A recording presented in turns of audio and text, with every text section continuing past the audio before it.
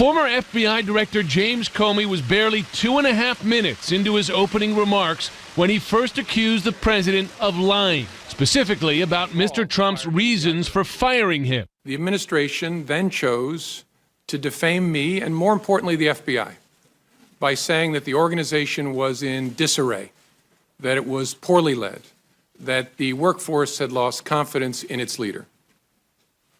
Those were lies, plain and simple. And it would not be the last time he called Mr. Trump a liar. In fact, he said the reason he took notes immediately after his 9 meetings and phone conversations with the president, a step he never took after interactions with Presidents Bush or Obama, is because he feared the president might lie about them. I knew that there might come a day when I would need a record of what had happened, not just to defend myself, but to defend the FBI and our integrity as an institution and the independence of our investigative function.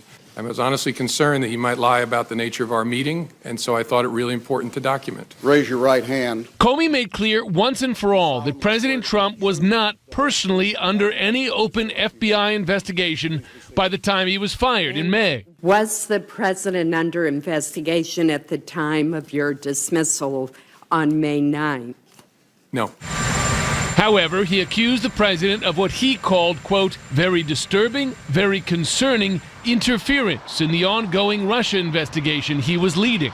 He said definitively that he believed his firing was based directly on his handling of the Russia probe. There's no doubt that it's a fair judgment, it's my judgment, that I was fired because of the Russia investigation. I was fired in some way to change, or the endeavor was to change the way the Russia investigation was being conducted. And he said that when the president told him he hoped he would let the investigation into former National Security Advisor Michael Flynn go, Comey believed the president was ordering him to end the probe. I took it as a direction. I mean, this is the President of the United States, with me alone, saying, I hope this. I took it as, this is what he wants me to do. Now, I didn't obey that, but that's the way I took it.